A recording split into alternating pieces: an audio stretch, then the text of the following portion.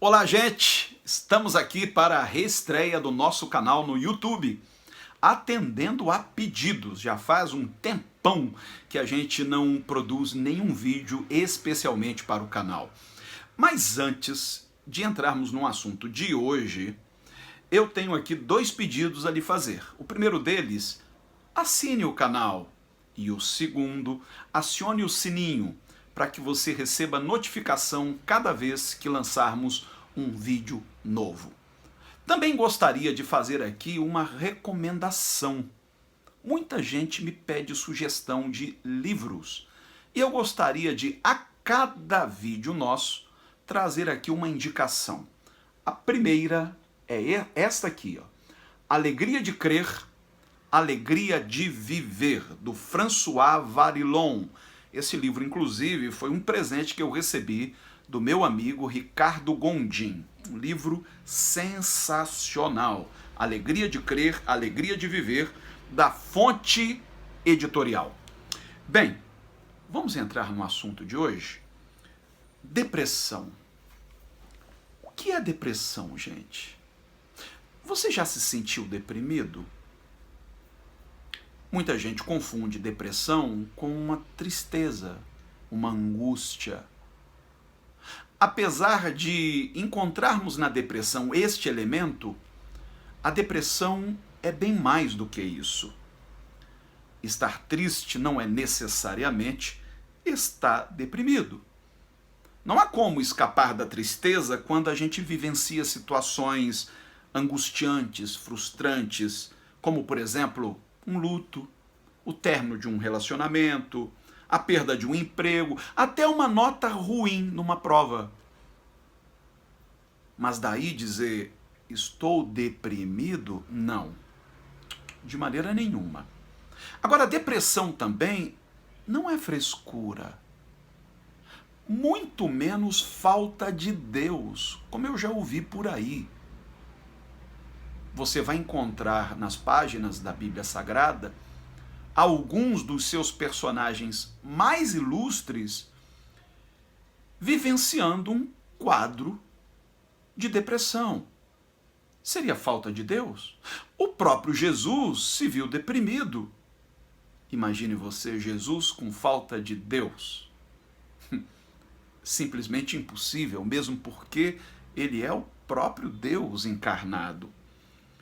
Então, o que seria esse transtorno psicológico que chamamos de depressão?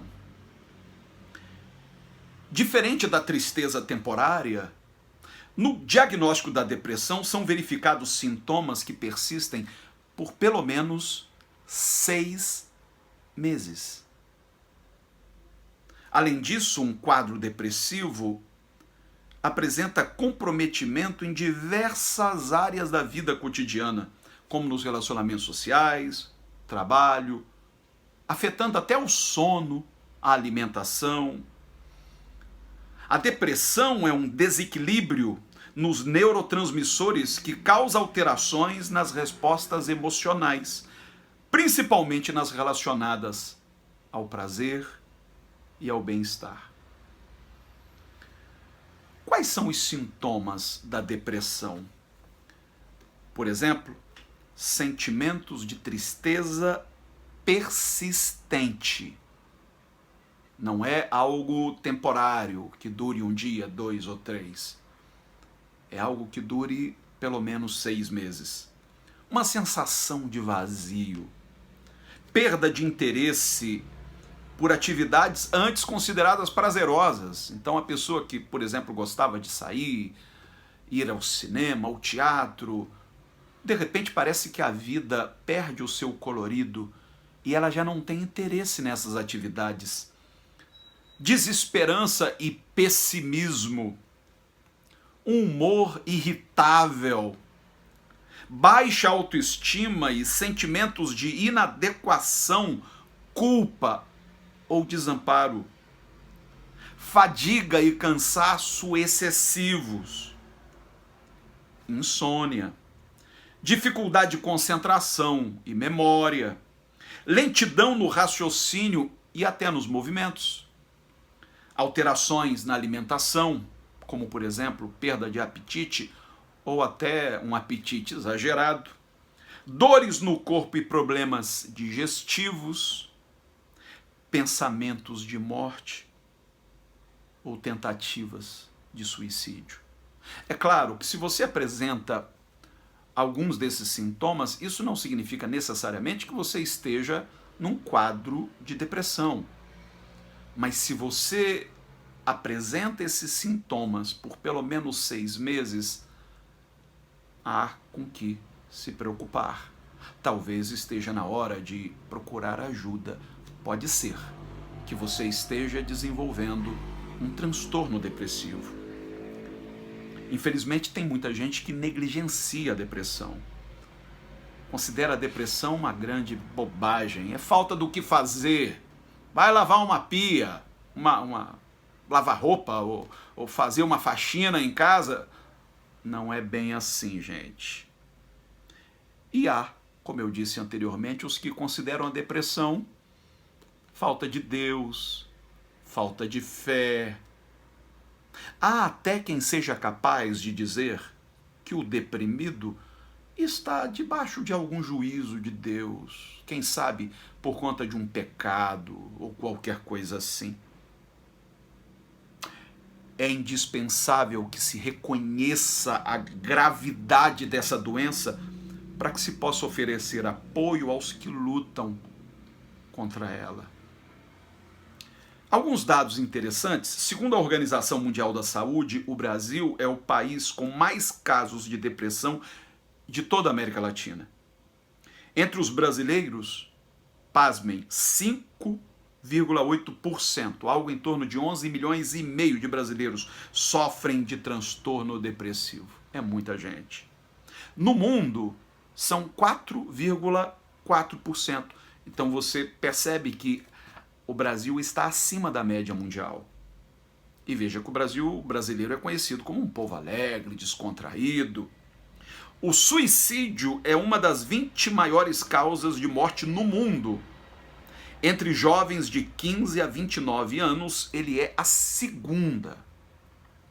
Esses são dados alarmantes que chamam a nossa atenção para a urgência de identificar e tratar a depressão com o cuidado que ela demanda. Considerando que a Bíblia reúna um vasto tesouro de conhecimento acerca da alma humana e de sua condição existencial, surge a pergunta: o que ela teria a dizer sobre depressão? Dentre os personagens bíblicos que enfrentaram essa doença, nós podemos destacar Davi, o rei poeta. E lembre-se que o próprio Deus o chamou de o homem segundo o meu coração. Mas isso não foi suficiente para blindá-lo, para protegê-lo da depressão. Veja o que Davi vai dizer, por exemplo, no Salmo de número 116, verso 3. Os laços da morte me cercaram, e angústias do inferno se apoderaram de mim. Encontrei aperto e tristeza. Eu poderia dizer, à luz deste salmo, que enfrentar a depressão é como enfrentar um inferno particular. Um inferno do qual a pessoa não tem força para sair. Davi compara a depressão aos laços da morte. Quer dizer, a pessoa está enredada, ela é refém de um sentimento ou de sensações inerentes a este quadro. A depressão também nos priva do prazer pela vida. Dentre os sintomas do quadro depressivo enfrentado por Davi estavam a falta de apetite e a insônia. Olha o que ele diz no Salmo de número 102, versos 4 e 5. O meu coração está ferido e seco como a erva, pelo que até me esqueço de comer o meu pão. Por causa do meu doloroso gemer, os meus ossos se apegam à minha carne. Sou como o pelicano no deserto, como a coruja das ruínas. Não durmo e sou como o passarinho solitário nos telhados. É claro que Davi está usando de uma linguagem poética para expressar o que ele sentia. Uma coisa é você deixar de comer porque não tem o que comer. Outra coisa, como diz Davi, é se esquecer de comer. É perder o apetite. E veja que comer é algo extremamente prazeroso, mas a pessoa deprimida muitas vezes perde o prazer. A depressão nos priva desses prazeres simples da vida. É claro que alguns, em vez de perderem o apetite, acabam transformando a comida, o comer, numa espécie de fuga.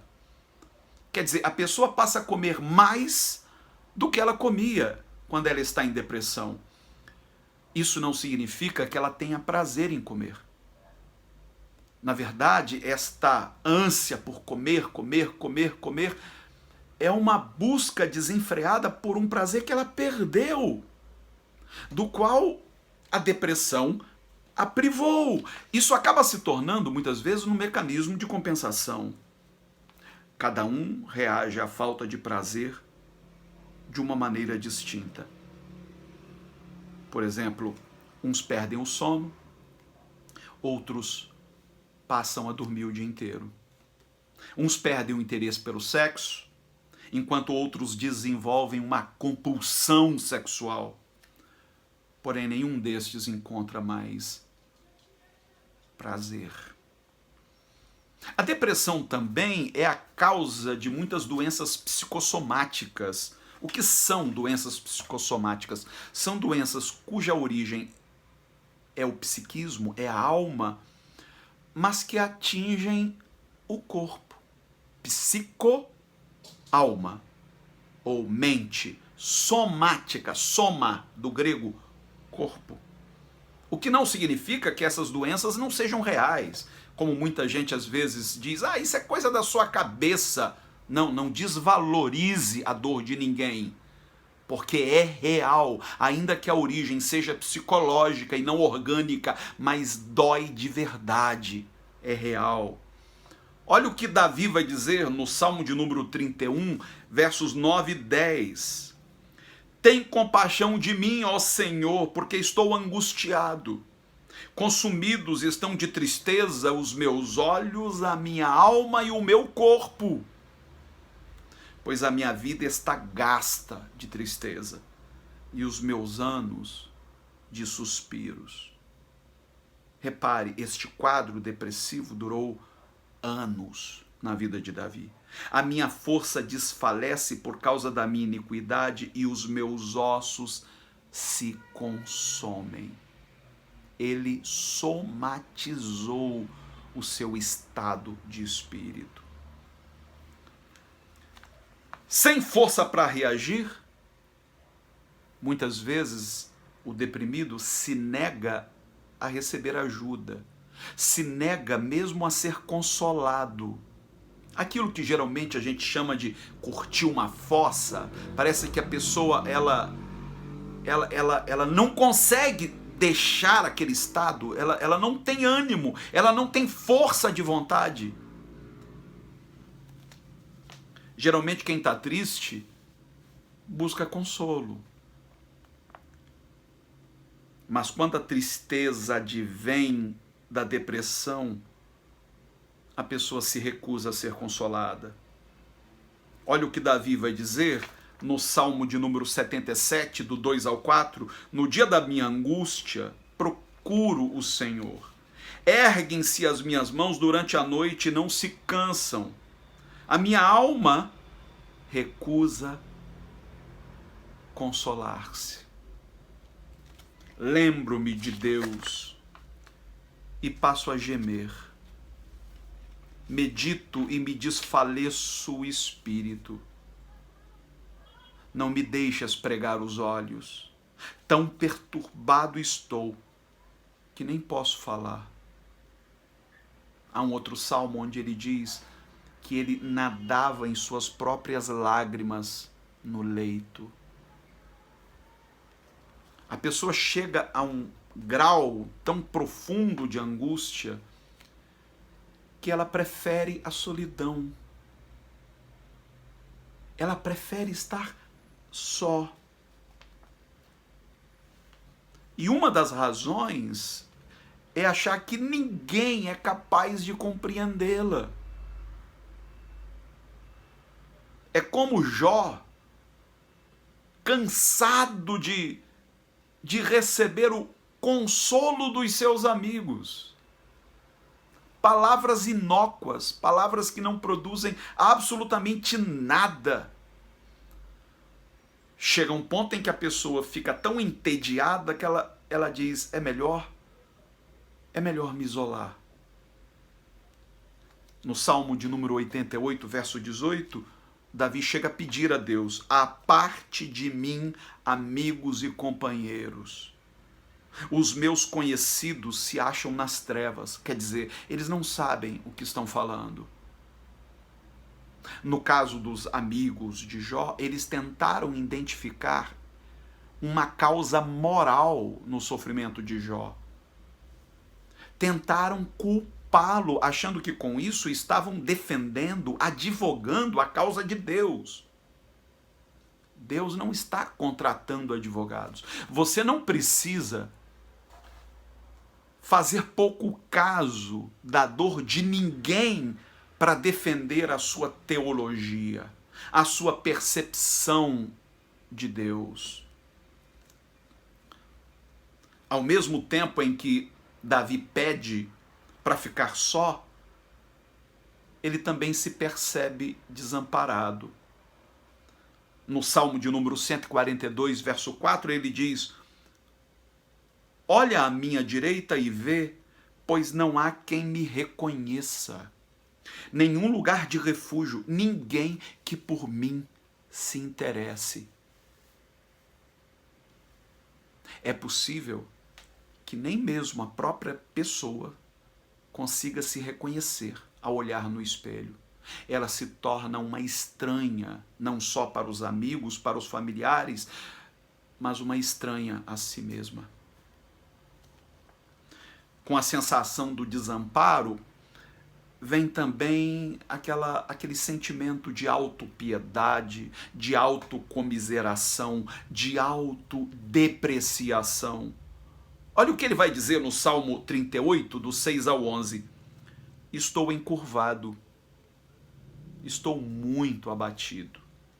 Ando lamentando o dia todo, pois os meus lombos estão cheios de ardor e não há coisa sã na minha carne. Estou gasto e muito esmagado. Dou rugidos por causa do desassossego do meu coração. Senhor, diante de ti está o meu desejo, e o meu suspirar não te é oculto. O meu coração está agitado, a minha força me falta. Quanto à luz dos meus olhos, até essa me deixou. Os meus amigos e os meus companheiros afastaram-se da minha chaga, e os meus parentes se põem à distância. Eu não valho a pena. É melhor assim. É melhor que ninguém se interesse por mim. Ele se sentia como se estivesse leproso, como se tivesse uma doença contagiosa. Ele se autoimpunha uma espécie de quarentena. Como um abismo chama outro abismo, a solidão oferece o cenário ideal para uma mistura indigesta de saudosismo e inquietação, produzindo uma sensação de se estar caindo em um poço sem fundo. Olha o que ele vai dizer no Salmo 42, do 3 ao 7.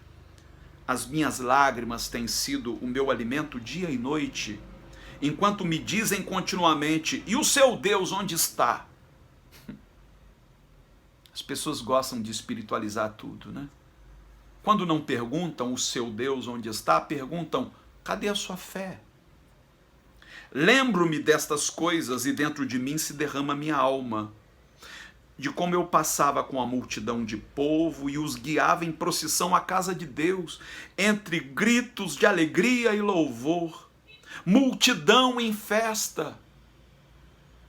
Ele tem saudade, mas sabe de que ele realmente tem saudade? Ele tem saudade de si. Ele tem saudade de quem foi. Talvez por isso, no Salmo de número 51, ele peça: volta a dar-me a alegria da tua salvação. Eu particularmente não creio que uma pessoa, tendo sido salva, alcançada pela graça divina, possa eventualmente perder essa salvação. Salvação é obra 100% divina. Nós não temos absolutamente nada a contribuir pela nossa salvação. É o Espírito Santo quem a opera em nós. Mas é possível perder a alegria dessa salvação. Deixar de percebê-la. Sentir saudade daquele primeiro amor. E ele diz: por que você está abatida, ó minha alma? Por que se perturba dentro de mim? Davi está tendo uma conferência com a sua própria alma. Espere em Deus, pois ainda o louvarei. A Ele, meu auxílio e Deus meu. Sinto abatida dentro de mim a minha alma. Lembro-me, portanto, de ti, nas terras do Jordão, no Hermon e no Monte Mizar. Um abismo chama outro abismo, ao ruído das tuas cachoeiras, todas as tuas ondas e vagas passaram sobre mim. Agora, pense comigo, some a tudo isso outros sintomas como apatia, a pouca concentração, a indecisão, a diminuição ou perda total do interesse nas pessoas, nas coisas, nas ideias, falta de interesse nos passatempos, irritabilidade, agressividade, comportamento vulgar às vezes, remorso pelo passado, tanto pelo que fez quanto pelo que deixou de fazer, choro involuntário, tolerância zero. Eis um quadro amplo e completo de uma pessoa deprimida. E o que poderia levar alguém à depressão? O que produziria este quadro? Eu quero apresentar aqui várias razões, vários fatores. O primeiro, situação existencial. Como a pessoa vive no trabalho, na escola, em casa. Às vezes ela se sente deslocada. Ela tem a impressão de que a vida que ela leva não é a sua vida. Pelo menos não é a vida com que ela sonhou. É uma sensação de inadequação. Assumir um posto de trabalho para o qual não se tem vocação. Quer dizer, você insiste em algo porque aquilo é rentável, porque é dali que vem o seu sustento, mas aquilo não lhe é prazeroso. Emprego que não paga o suficiente, mas não pode ser deixado porque não tem outro em vista. Tensão de horários e de prazos. Tensão doméstica. Tensão econômica. Tudo isso faz parte de uma situação existencial. Segundo, o déficit de sono. O sono acumulado. O ser humano precisa pelo menos de 8 horas de sono por noite. E há pessoas que, por necessidade até, dormem 4 horas, 3 horas, quando muito 5 horas. E aquilo vai se acumulando, até que um dia a conta chega. Sedentarismo é o terceiro ponto. Pouco exercício físico. Os exercícios oxigenam o cérebro, não fazem bem só ao corpo, só ao físico, mas também à mente. Traumas na infância é o quarto ponto. como abuso, abandono dos pais, bullying. Quinto, problemas de relacionamentos. Relacionamentos abusivos, por exemplo. Sexto, crises existenciais próprias de certas fases da vida. Um exemplo disso é a adolescência. A meia-idade, que eu chamo carinhosamente de envelhecência, né? O que é a adolescência para a vida adulta é a envelhecência para a idosidade. Não estar preparado para mudanças. Isso tanto do ponto de vista hormonal quanto social. Sétimo ponto, situações traumáticas, como traição, separação, rejeição, abandono, luto, trauma pós-parto, estresse pós-traumático. Você sofreu um acidente, ainda não se recuperou daquilo, você viu a morte de perto. Isso nos provoca um impacto emocional muito grande que pode ocasionar um quadro depressivo. Há também, e é o oitavo ponto, depressão de origem orgânica, desequilíbrio com desordem glandulares, a hipoglicemia, por exemplo. Nono ponto, falta de propósito na existência, talvez seja um dos mais importantes, se não o mais importante dos pontos aqui abordados. E veja, muitas vezes a depressão ocorre justamente após um grande êxito pessoal. Você quer um exemplo bíblico disso? Jonas. Jonas foi um profeta que alcançou um sucesso sem precedentes. Apesar de ter ido a Nínive sem a menor vontade, mas aquela cidade inteira se converteu. O que profetas que o antecederam não conseguiram, Jonas conseguiu. E sabe o que aconteceu? Jonas pediu a morte a Deus. Ele se sentiu deprimido, como se para alcançar aquele êxito ele houvesse empregado todas as suas energias, o que não foi verdade, pelo contrário. Quantas vezes você olha alguém que goza de um bom status social, dirige um bom carro, mora bem, tem de tudo, está sempre saindo de férias para o exterior, daqui a pouco você recebe a notícia de que aquela pessoa deu cabo da própria vida. E você diz, como assim? Como alguém de sucesso pode estar deprimido? Percebe como o ser humano é complexo? Isso exige de nós respostas elaboradas. Não se trata de uma solução simples. Não existe uma receita de bolo para a depressão. Então qual seria a saída? Eu quero propor aqui, à luz das Escrituras, algumas coisas que podem ajudar. A primeira delas, cultive uma espiritualidade madura que inclua disciplinas como oração, confissão e meditação. Veja, orar é expor. Freud defendia a cura pela fala. Freud, que abandonou a hipnose, ele começou com a hipnose e no meio do caminho trocou-a pela fala. Quando a gente fala, a gente elabora. Quando a gente fala, a gente expõe. Você não pode cuidar de uma ferida a menos que esta seja exposta. Em Tiago, capítulo 5, verso 13, nós lemos, está alguém entre vós aflito? Ore. Está alguém contente? Cante louvores.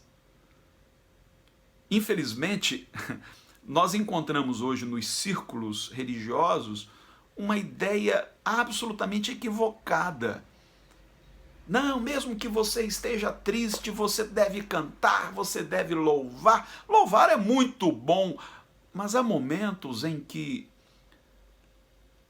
o que a pessoa necessita é de orar, é de colocar para fora. Não adianta ela entrar numa de ficar cantando, cantando, cantando e cantando, como se aquilo fosse um paliativo. Ela precisa expressar. Orar é expor, transformar em palavras a dor. Em Hebreus capítulo 10, verso 29, nós lemos: aproximemo-nos do Senhor, obviamente, com um coração sincero, em plena certeza de fé. Coração sincero. Sabe de onde vem esta palavra sinceridade? Ela vem do latim. Sabe como surgiu? Quando a pessoa ia comprar um vaso, né, que ela ia a um oleiro, a uma olaria adquirir um vaso, ela perguntava: é sem cera ou com cera? Por quê? Porque às vezes o vaso quebrava, o oleiro emendava e depois passava uma cera para disfarçar as emendas. Aí a pessoa comprava achando que aquele vaso estava inteiro, chegava em casa, ao menor toque ele se esfacelava. Daí surgiu a palavra sinceridade, sem cera. Eu não posso me chegar a Deus tentando bancar uma espiritualidade que não é verdadeira, não é autêntica. É só você observar os salmos, todos eles são orações. Davi jogava aberto com Deus. Jeremias, o grande profeta Jeremias, ele chega ao ponto de dizer: Senhor, tu me enganaste. Tu me iludiste. Você acha que Deus se sentiu ofendido ao ouvir isso dos lábios de Jeremias? O que ofende a Deus é a falta de sinceridade. Na oração, vale mais um coração sem palavras do que palavras sem coração. Em Mateus 26, versos 37 e 38, nós lemos: e levando consigo Pedro e os dois filhos de Zebedeu, né, Tiago e João, Jesus começou a se entristecer e a se angustiar. Então lhes disse: a minha alma está triste até a morte, ficai aqui e vigiai comigo. A minha alma está triste até a morte. Jesus disse isso. Jesus expressou sua dor, não só ao Pai, mas àqueles que ele considerava seus amigos. É importante buscar companhia, buscar um amigo com quem você possa dividir a carga. Em Tiago 5,16 nós lemos: confessai, portanto, os vossos pecados uns aos outros e orai uns pelos outros para serdes curados. A súplica de um justo pode muito em seus efeitos. Não é só confessar nossos pecados, é confessar também nossas debilidades. Confessar é expor, é botar para fora. É claro que você não vai fazer isso para qualquer um. Não é qualquer pessoa que merece ouvir de você o que você está sentindo. Em Gálatas 6,2, São Paulo diz: levai as cargas uns dos outros e assim cumprireis a lei de Cristo. Gente, nós não somos seres sobre-humanos. Nós estamos todos sujeitos. A graça deve propiciar um ambiente em que possamos recorrer aos irmãos em busca de ajuda, sem medo de sermos julgados. Depressão não é falta de Deus. Eu vou repetir isso quantas vezes forem necessárias. Nem é carnalidade, falta de fé.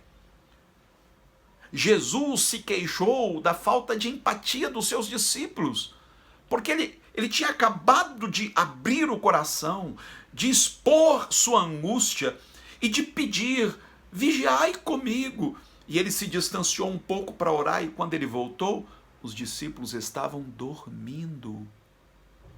Dormindo. E Jesus disse: nem um pouco vocês podem orar comigo? Nem por uma hora. Jesus também precisou de alguém que lhe ajudasse a carregar a cruz.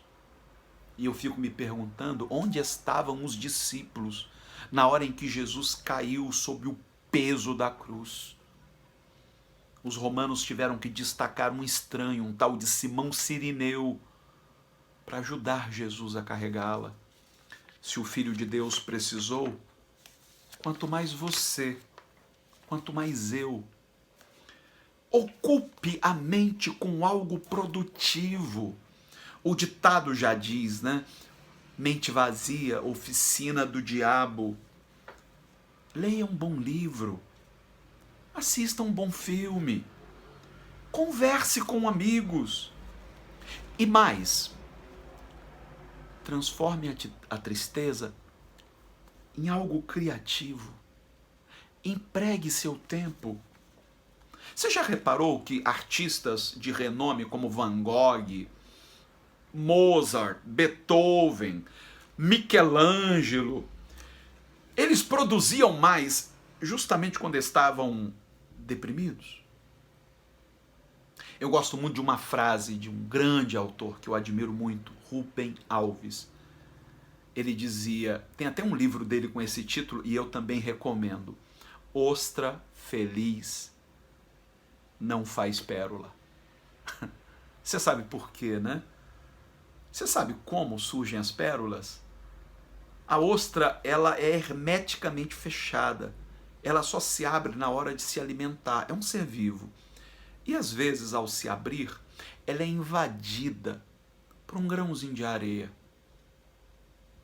Apesar de ser tão dura por fora, por dentro a ostra é muito sensível. Ela sente dor. Mas ela reage à presença daquele grão.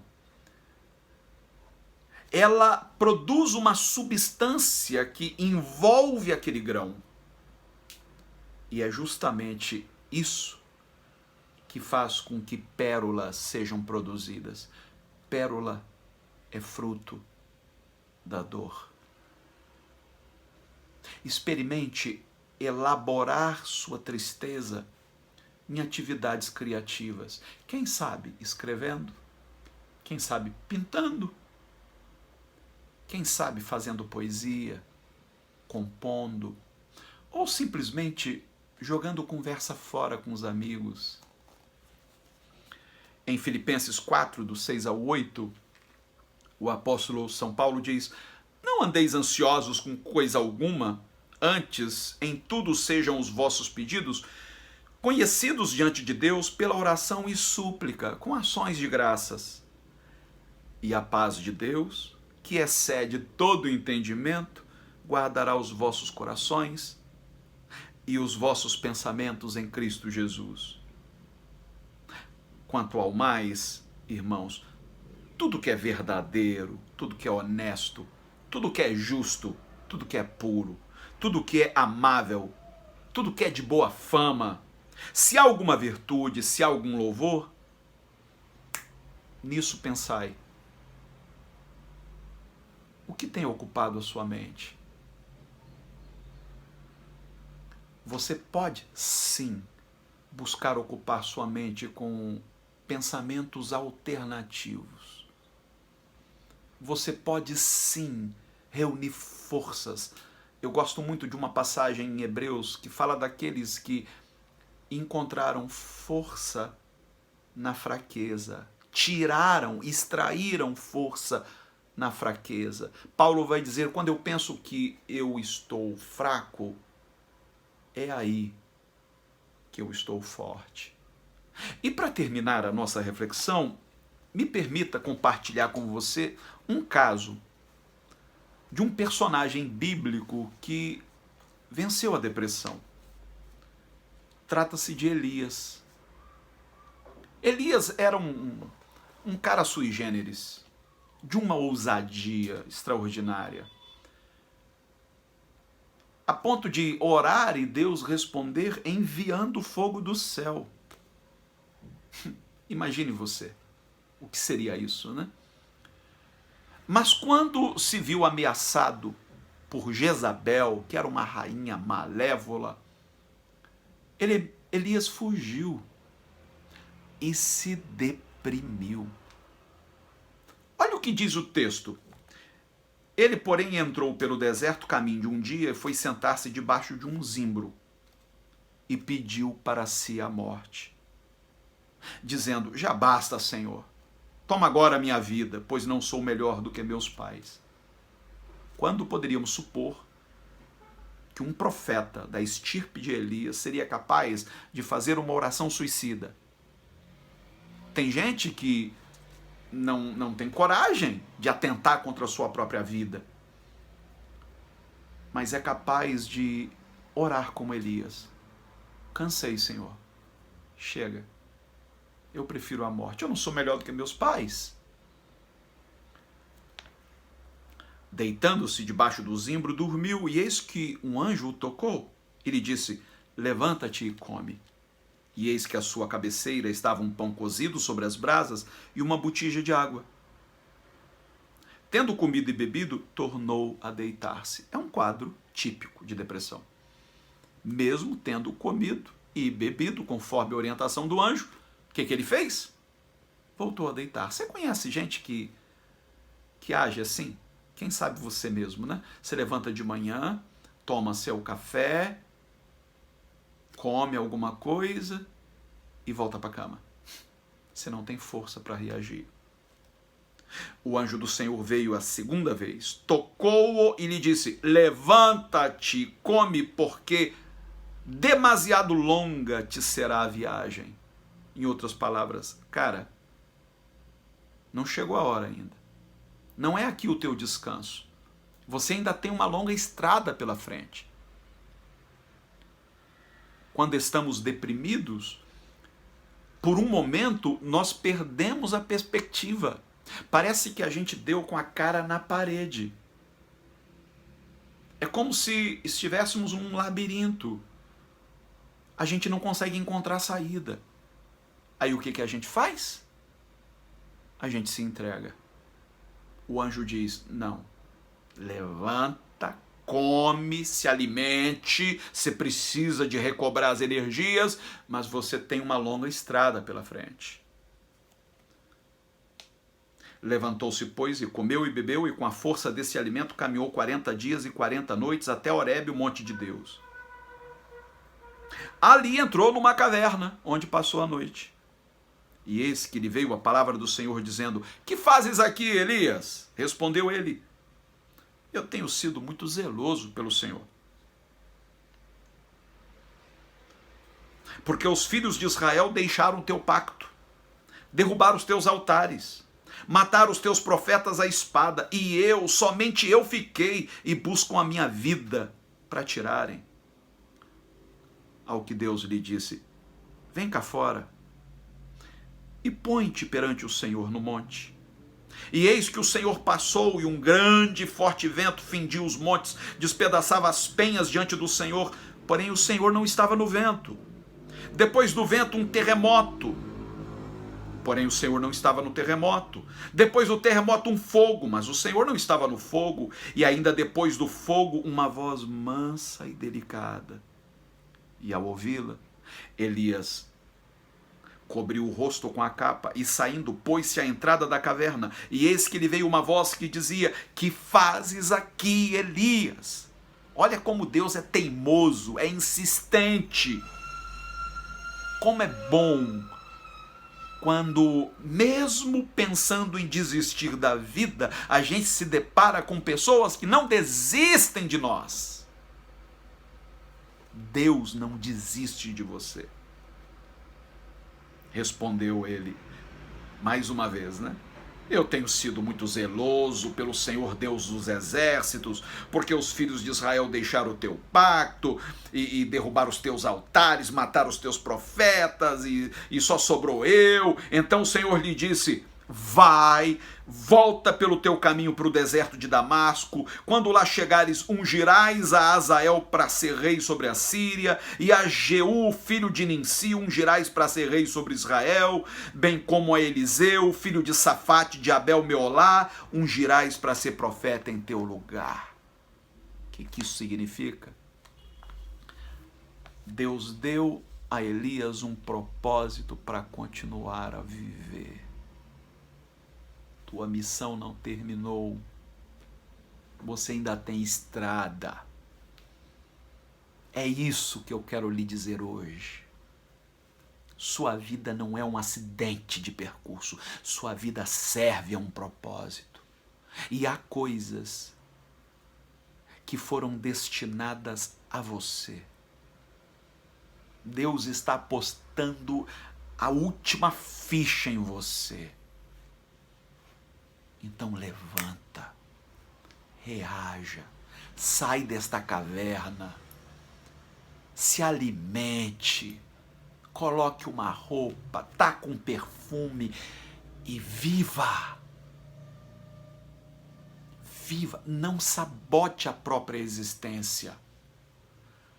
Deus depositou em você talentos preciosos, use-os para o bem de todos à sua volta.